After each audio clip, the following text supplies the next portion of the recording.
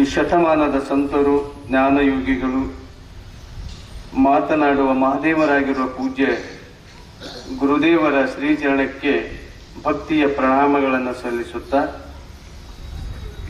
ಬಸವಾದಿ ಶಿವಶರಣರನ್ನ ಸ್ಮರಿಸಿಕೊಂಡು ಈ ಒಂದು ಶ್ರಾವಣ ಮಾಸದ ನಿಮಿತ್ತವಾಗಿ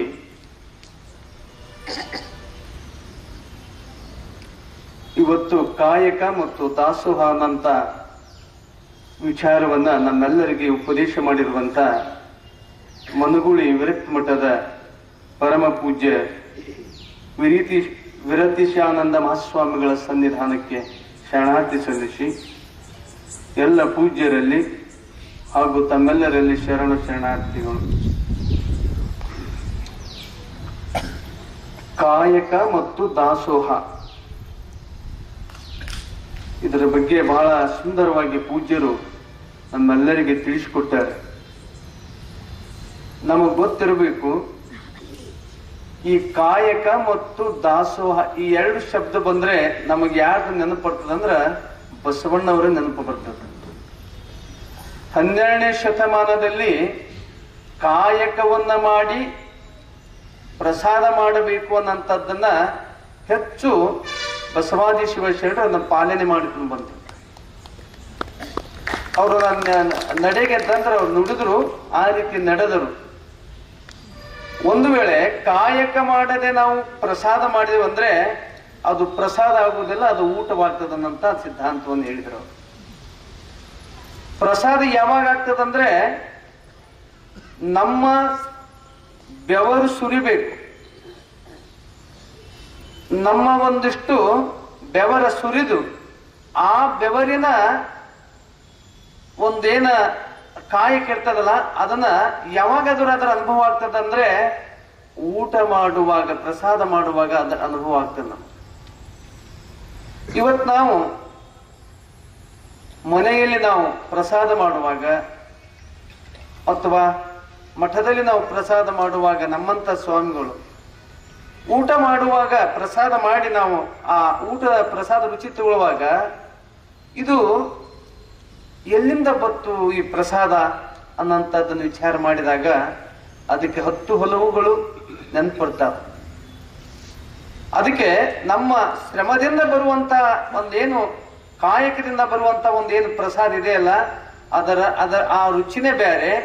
ಎಲ್ಲಿದೋ ಬಂದಂತಹದ್ದನ್ನ ಪ್ರಸಾದ ಮಾಡಿದ್ರೆ ಅದರ ರುಚಿನೇ ಬೇರೆ. ಹಾಗೆ ಶರಣರು ಕಾಯಕವನ್ನ ಅದಕ್ಕೆ ಏನಂದ್ರೆ ಗೊತ್ತದೆ ಇನ್ನೊಂದು ಶಬ್ದ, ಕಾಯಕವೇ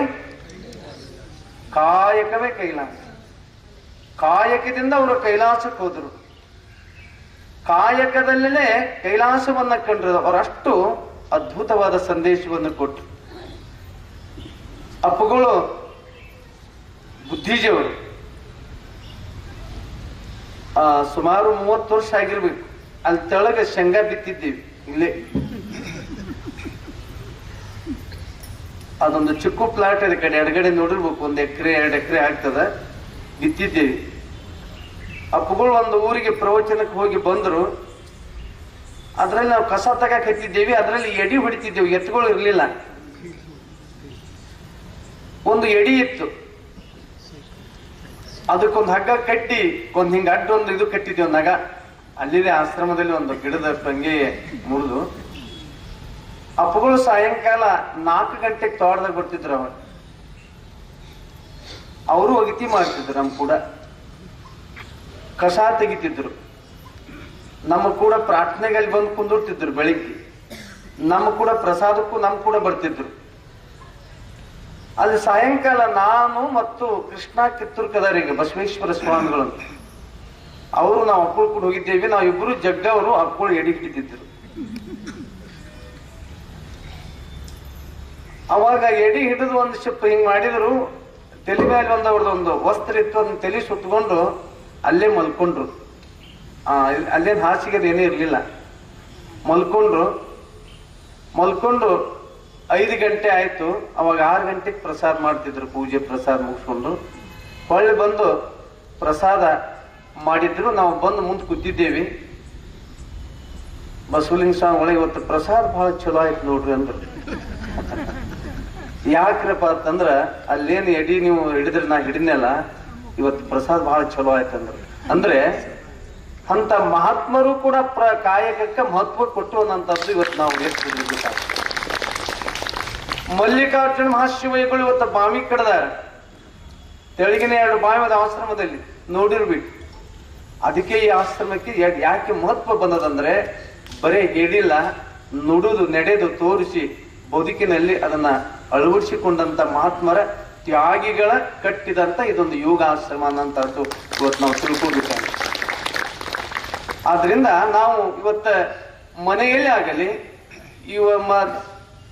ರೈತರಾದ್ರ ಹೊಲದಲ್ಲೇ ಆಗಲಿ, ನಾವು ಸ್ವತಃ ಏನು ದುಡಿದು ಬೆವರು ಸುರಿಸಿ ದುಡ್ದಂತದ್ದು ಏನ್ ಬರ್ತದಲ್ಲ, ಅದಕ್ಕಿಂತ ದೊಡ್ಡ ಪ್ರಸಾದ ರುಚಿ ಇನ್ಯಾವುದಕ್ಕೂ ಆಗುವುದಿಲ್ಲ.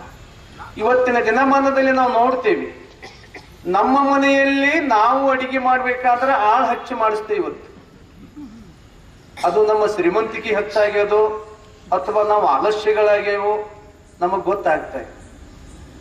ನಮ್ಮ ಊಟವನ್ನ ನಾವು ಮಾಡಿಕೊಂಡು ಅದನ್ನ ಪ್ರಸಾದ ಮಾಡ್ಕೊಳ್ಬೇಕಾದಂತದ್ದು ಹೋಗಿ ಆಳ ಹಚ್ಚಿ ಮಾಡಿಸುವಂತ ಪದ್ಧತಿ ರೂಢಿಯಲ್ಲಿ ಬಂದದಿದು ಪ್ರಸಾದವಾಗುವುದಿಲ್ಲ.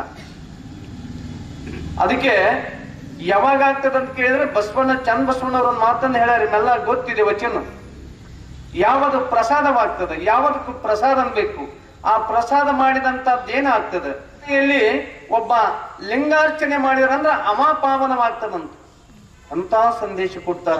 ಕಾಯಕಕ್ಕೆ ಎಷ್ಟು ಮಹತ್ವ ಕೊಟ್ಟಾರ ಶರಣರು ಅನ್ನಂತದ್ದು ಗೊತ್ತಾಗ್ತದೆ. ಅದನ್ನ ಚನ್ನಬಸವಣ್ಣವ್ರು ಹೇಳ್ತಾರೆ. ಹಾಗೆ ನಾವು ಆ ತತ್ವವನ್ನ ಅಳವಡಿಸಿದಾಗ ನಮ್ಮ ಬದುಕು ಏನಾಗ್ತದಂದ್ರೆ ಶರಣರ ಬದುಕಾಗ್ತದ, ಸಂತಸದ ಬದುಕಾಗ್ತದ. ನಮ್ಮ ಮಾಡುವ ಪ್ರಸಾದ ಅದು ರುಚಿ ಆಗ್ತದೆ. ಅದು ಪ್ರಸಾದ ಆಯ್ತಂದ್ರೆ ನಮ್ಮ ಮನಸ್ಸು ಪ್ರಸನ್ನವಾಗ್ತದ. ಅದಕ್ಕೆ ಶರಣರು ಕಾಯಕ ದಾಸೋಹವನ್ನು ಮಾಡಿ ನಮ್ಗೆಲ್ಲರಿಗೆ ತೋರಿಸಿಕೊಟ್ರು. ಒಬ್ಬ ಮಹಾರಾಜ ಇದ್ದ. ಮಹಾರಾಜ ವಾರದಲ್ಲಿ 1 ಸಲ ದಾನ ಮಾಡ್ತಿದ್ದ, ವಾರಕ್ಕೊಂದು ಸಲ. ಅನೇಕ ಮಂದಿ ದಾನವನ್ನು ತಗೊಂಡು ಬರ್ತಿದ್ರು, ಮಹಾರಾಜನನ್ನ ಕೊಂಡಾಡ್ತಿದ್ರು. ಏನು ಮಹಾರಾಜ ನಿನ್ನ ದಾನ ನಮ್ಮೆಲ್ಲರಿಗೆ ಬಹಳ ಸಂತೋಷ ತಂದದ ತಿಳ್ಕೊಂಡು ದಾನ ತಗೊಂಡು ಅವನ್ ಮಹಾರಾಜನನ್ನು ಹೊಗಳು ಬರ್ತಿದ್ರು. ಕಾಯಕದಲ್ಲಿ ಕಾಯಕ ಮಾಡದೆ ಉಣ್ಣಬಾರದಂತ ಶರಣರ ತತ್ವ ಇದ್ದಂತ ಒಬ್ಬ ಜಂಗಮ ಚರಜಂಗಮನಾಗಿ ಈ ಮಹಾರಾಜ ದಾನ ಕೊಡ್ತಾನ ಅನ್ನೋದು ಬಹಳ ಪ್ರಚಾರವಾಗಿತ್ತು. ಅವನು ಒಂದು ದಿನ ಹೋಗ್ತಾನ. ಎಲ್ಲರೂ ತಗೊಂಡು ಮಹಾರಾಜನಿಗೆ ನಮಸ್ಕಾರ ಮಾಡಿ ಧನ್ಯವಾದ ಹೇಳಿ ಹೋಗ್ತಿದ್ರು. ಇವನು ಹೋದ. ಹೋಗಿ ಅವ ಕೊಡುವ ದಾನ ತಗೊಂಡ. ತಗೊಂಡು ಬರ್ಬೇಕಲ್ಲ. ಅವ ಕೇಳಿದ, ಇದು ನಿನ್ನ ಶ್ರಮದಿಂದ ಬಂದೋದು ನಿಮ್ಮ ಅಪ್ಪನ ಶ್ರಮದಿಂದ ಬಂದೋದು ಕೇಳಿ. ಇಂಥವ್ರು ಒಡಮುಟ್ಟ ಅಂತ ಊರಿಗೆ. ಅವಾಗ ಆತ ಹೇಳಿದ, ಇಲ್ಲ, ನನ್ನ ತಂದೆ ನಮ್ಮ ಅಜ್ಜ ಮಾಡಿದಂತಹದ್ದು ನಾನು ಈಗ ದಾನ ಕೊಡ್ತೀನಿ. ನನಗೂ ಏನೋ ಕೊಡ್ಬೇಕನ್ನಿಸ್ತದ, ಕೊಡ್ತೀನಿ. ಆದ್ರೆ ಈ ಏನು ಮಾಡ್ತೀಯಲ್ಲ, ಈ ದಾನ, ಇದರ ಲಾಭ, ಇದರ ಪುಣ್ಯ ನಿನಗೆ ಮುಟ್ಟುವುದಿಲ್ಲ, ಅವರಿಗೆ ಮುಟ್ತದೆ. ಅವಾಗ ವಿಚಾರಕ್ಕೆ ಬಿದ್ದ ರಾಜ, ಯುವರಾಜ ವಿಚಾರಕ್ಕೆ ಬಿದ್ದ. ಹಂಗಾದ್ರೆ ನಾನು ಏನ್ ಮಾಡ್ಲಿ? ನಿನ್ನ ತನುಮನವ ಬಳಲಿಸಿ ಗಳಿಸು, ಅದರಲ್ಲಿ ಬಂದಂತದ್ದು ದಾನ ಮಾಡು, ಅದು ದೇವರಿಗೆ ಪ್ರಸಾದವಾಗ್ತದೆ. ಅಂದೇ ಮಹಾರಾಜ ದಾನ ಮಾಡುದು ಬಿಟ್ಟ.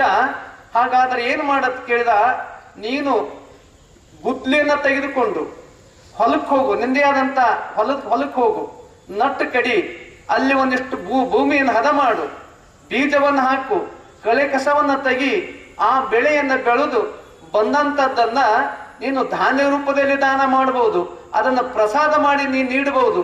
ಅದು ದೇವರಿಗೆ ಮುಟ್ತದ, ಅದು ನಮಗೂ ಮುಟ್ತದ, ನಿನಗೂ ಕಲ್ಯಾಣವಾಗ್ತದ ಅಂತ ಮಾತನ್ನು ಹೇಳಿದ. ಅವಾಗ ಮಹಾರಾಜ ದಾನ ಮಾಡೋದು ನಿಂದ್ರಿಸಿದ. ಒಂದು ಗುದ್ಲಿ ಮಾಡಿಸ್ಬೇಕಂತ ತಿಳ್ಕೊಂಡು ಕಂಬಾರ ಮನೆಗೆ ಹೋದ. ಶುರು ಆಯ್ತು ಅವನು. ಕಂಬಾರ ಮನೆಗೆ ಹೋದ ಕೂಡಲೇ ಅವ ಕಂಬಾರ ಒಂದಷ್ಟು ತಗೊಂಡ. ಅವ ಏನ್ ಹೇಳಿದ, ಈ ತಿದಿ ಜಗ್ ಅಂದವ. ನೋಡ್ರಿ, ನೀವು ರೈತರು ಏನಾದ್ರೂ ಸಾಮಾನ್ ಮಾಡ್ಸಕ್ ಹೋದ್ರ ಅವ್ರಿಗೆ ಜಗ್ಗಕ್ ಹತ್ತಾರ. ಅಲ್ಲೇ ಶುರು ಆಯ್ತು, ಅವ್ರು ಗಾವ್ರು ಬಿಡ್ತಾರೆ. ಒಂದು ಗುದ್ಲಿ ಮಾಡಿಸಿದ, ಬಡಿಗೆರ ಮನೆಗೆ ಹೋಗಿ ಕಾಮ್ ಹಾಸಿದ, ಒಂದಿಷ್ಟು ಹೋಗಿ ನಟ್ಟು ಕಡ್ದ.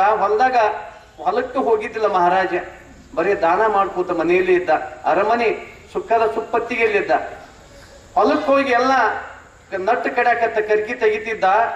ಒಂದು ದಿನ ತೆಗದ, 2 ದಿನ ತೆಗದ, ಕೈಯೊಳಗೆಲ್ಲ ಗುಳ್ಳಿತ್ತು, ಬೆವರು ಬರ್ತಿತ್ತು, ಅಲ್ಲೇ ಸುರಿಸ್ಕೋತಿದ್ದ. ರಾಜ ಮಹಾರಾಜ ನೀ ಯಾಕೆ ನಾವು ಮಾಡ್ತೀವತ್ತ ಎಲ್ಲರೂ ಹೇಳ್ತಿದ್ರು.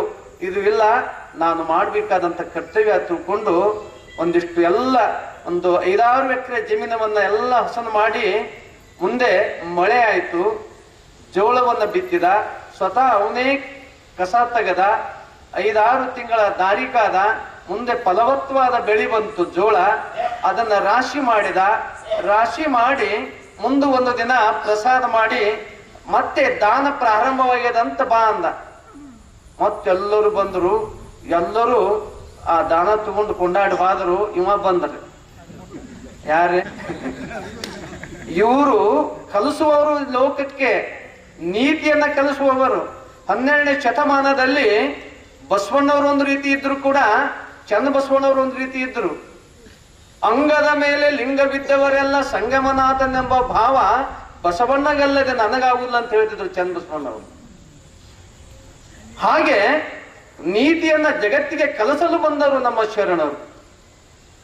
ನಡೆ ನುಡಿ ಒಂದಾಗಿ ಬಾಳಿ ತೋರಿಸಿ ಆದರ್ಶವಾಗಿ ಹೋದರಲ್ಲ, ಆ ಕಾಯಕದ ಮತ್ತು ಇದೆ. ಈ ಸ್ವಾಮಿ ಬಂದ, ಕೈ ಮಾಡಿದ, ಅವನ ಕೈ ಒಳಗ ಧಾನ್ಯ ಹಾಕಿದ. ಮಹಾರಾಜ, ಇದು ನಿನ್ನ ದಾನ, ನಿನಗ ಕೈಲಾಸದಲ್ಲಿ ನಿನಗೆ ದಾರಿ ಕಾದದ್ದು ಹೋಗು ಅಂದ. ಅಷ್ಟೇ ಅಲ್ಲ, ಅದನ್ನ ಅದೇ ರೀತಿ ಮುಂದುವರಿಸಿ ಮುಂದವ ದಾಸೋಹ ಮಾಡಿದ. ಒಂದು ದಿನ ಕನಸು ಬಿತ್ತು ಮಹಾರಾಜನಿಗೆ.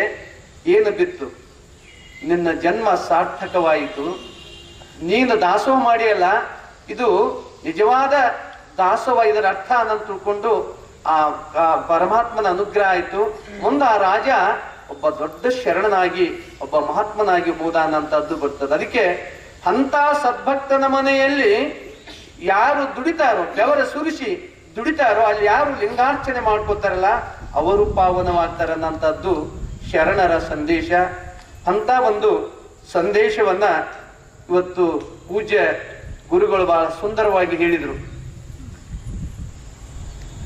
ಮೇದಾರ ಕೇತಯ್ಯ ಅಂತಿದ್ದ, ನಿಮ್ಮೆಲ್ಲರಿಗೂ ಗೊತ್ತಿದೆ. 2 ನಿಮಿಷದಲ್ಲಿ ಮುಗಿಸ್ತೀನಿ, ನೀವು ಮ್ಯಾಗ ನೋಡಕತ್ತೀರಿ, ಮಳಿ ಏನ್ ಬರಂಗಿಲ್ಲ. ಕೇತವ್ಯ ಆತ ಹೆಂಡತಿ ಹೆಸರು ಮೇದಾರ ಕೇತಯ್ಯ. ಅಡವಿಗೆ ಹೋಗಿ ಬಿದರ್ ಕಡ್ಕೊಂಡು ಬಂದು ಬುಟ್ಟಿಯ ಹೆಣದು ಅದನ್ನ ಮಾರಾಟ ಮಾಡಿ ಬಂದಂತ ಅದನ್ನು ದಾಸೋಹ ಮಾಡಿ ಜಂಗಮರಿಗೆ ಪ್ರಸಾದ ಮಾಡಿಸಿ ಅವರು ಪ್ರಸಾದ ಮಾಡುವಂತ ರೂಢಿ ನೀವು ಇಟ್ಕೊಂಡು ಬಂದಿದ್ರು. ಕಲ್ಯಾಣದಲ್ಲಿರುವ ಎಲ್ಲಾ ಶರಣರು ಕಾಯಕ ಮಾಡಿ ತಾವು ಪ್ರಸಾದ ಮಾಡಿಸ್ತಿದ್ರು. ಒಂದು ದಿನ ಅಡವಿಗೆ ಹೋಗ್ತಾನ ಕೇತಯ್ಯ, ಮೇದಾರ ಕೇತಯ್ಯ. ಅಡವಿಗೆ ಹೋದ ಕಡೆ ಅವನ ಪ್ರಖ್ಯಾತಿ ಎಲ್ಲ ಕಡೆ ಆಗಿತ್ತು. ಇವನ ನಿಜವಾದ ದಾಸೋಹವನ್ನ ಜನಕ್ಕೆ ತಿಳಿಸ್ಬೇಕಂತ ತಿಳ್ಕೊಂಡು ಅದು ಪರಮಾತ್ಮ ಅವನಿಗೊಂದು ಕಷ್ಟವನ್ನ ತಂದು ಕೊಡ್ತಾನನ್ನಂಥದ್ದು ಬರೀತಾರೆ ಅಲ್ಲಿ. ಒಂದಿನ ಕೊಳ್ಳಿ ತಗೊಂಡು ಹೋದ, ಬಿದಿರನ್ನ ಕಡ್ಲಿಕ್ಕೆ ಹತ್ತಿದ. ಯಾರು? ಕೇತಯ್ಯ. ದಿನ ಕಡಿತಿದ್ದ. ಅವತ್ತು ಹೋಗಿ ಬಿದಿರನ್ನ ಕಡದ. ಬಹಳ ಫಲವತ್ತವಾದ ಬಿದಿರಿದ್ದು. ಏನಿವ ಕಡನಲ್ಲ, ಅದರಾಗ ಬಂಗಾರದ ನಾಣ್ಯಗಳು ಹಿಂಗ್ ಬೀಳಾಕತ್ತು. ಈಗ ನಿಮಗ ಹಿಂಗ್ ಕುತ್ತಲ್ ಹಿಂಗಾಗ್ಯದ, ಅಲ್ಲಿ ಬೆಳಗಾಕ ಹೆಂಗಾಗಿರ್ಬೇಕು. ಕೇತಯ್ಯ ಅಂತ ನೋಡ್ರಿ, ಏನ್ ಶರಣರು, ಅವ್ರು ಹೆಂಗ ಬದುಕಿದ್ರು ಗೊತ್ತಿಲ್ಲ. ಏನ್ ಹೇಳ್ತಾನ? ಬಂಗಾರ ನಾಣ್ಯ ಬಿದ್ದಾಗ ಬಂಗಾರ ಹುಳ ಹತ್ತಿ ಭಂಗವಾಗಿದೆ ಬಿದ್ದು. ಇದಕ್ಕೆ ಹುಳ ಹತ್ತದತ್ತಾರ ಅವ್ರು. ಏನಿದು ವಿಚಿತ್ರ ಅನಿಸ್ತಾರ ನಮಗೂ. ಬಂಗಾರ ಹುಳ ಹತ್ತಿ ಭಂಗವಾಗಿದೆ ಬಿದ್ದರು ದಾಸೋಹಕ್ಕೆ ಸಲ್ಲುವುದಿಲ್ಲ ಅಂತ ತಿಳ್ಕೊಂಡು ಮತ್ತೊಂದು ಬಿದಿರು ಕಡಿತಾನ. ಮತ್ತೊಂದು ಬಿದಿರು ಕಡಿದ್ರು ಅದೇ ರೀತಿ ಬಂಗಾರ ನಾಣ್ಯಗಳು ಬೀಳಾಕ್ ಶುರುವಾದವು.